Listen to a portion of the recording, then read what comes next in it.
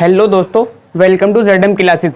दोस्तों, आज के इस वीडियो में हम प्रार्थना पत्र के बारे में बात करने वाले हैं जो बोर्ड एग्जाम में 6 नंबर का आता है। वह बोर्ड एग्जाम में इस प्रकार से पूछा जा सकता है कि अपने मोहल्ले की साफ सफाई के लिए नगर पालिका के अध्यक्ष के नाम प्रार्थना पत्र लिखिए, या वो इस टाइप से आ सकता है। आप स्क्रीन पर देख सकते हैं। यह 2-3 प्रकार से आ सकता है और यह एग्जाम में बहुत बार पूछा गया है।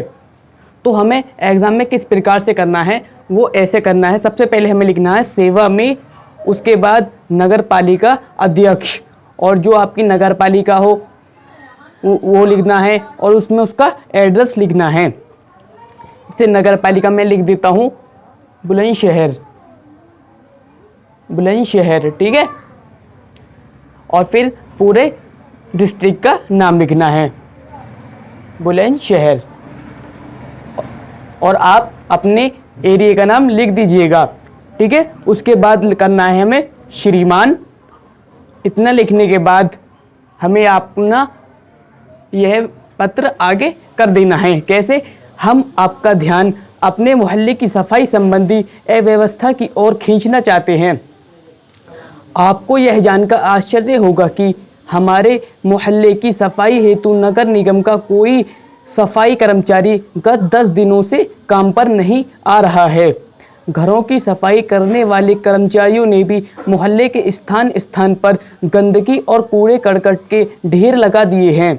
इतना करने के बाद आपको आगे से करना है। फिर इसका कारण संभवतः यह भी है कि आसपास कूड़ा करकट तथा गंदगी डालने के लिए कोई निश्चित स्थान नहीं है।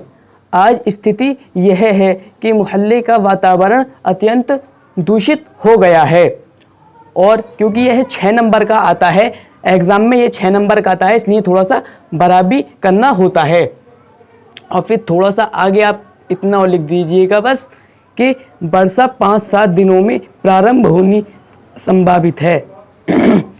और उसके बाद यथा समय मोहल्ले की, यानी इसी समय मोहल्ले की सफाई न होने पर मोहल्ले की अव्यवस्था का अनुमान लगाना कठिन है, ठीक है।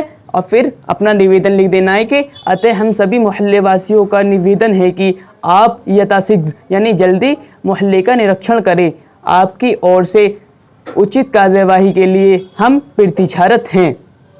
दोस्तों, इतना लिखने के बाद आपको यहाँ दिनांक लिख देनी है। जैसे मैं कुछ भी लिख देता हूँ 16 जून, ठीक है, 16 जून 2000 कुछ भी लिख सकता हूँ मैं, ठीक है।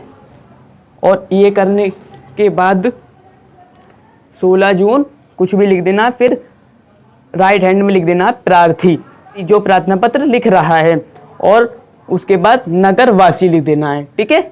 तो आप इसका एक स्क्रीनशॉट लीजिए, ठीक है। यहाँ से आप एक इसका स्क्रीनशॉट लीजिए, दूसरा यहाँ तक कर लीजिए और तीसरा यहाँ तक कर लीजिए, ठीक है। तो आप इसे अब अपनी नोटबुक में नोट कीजिएगा।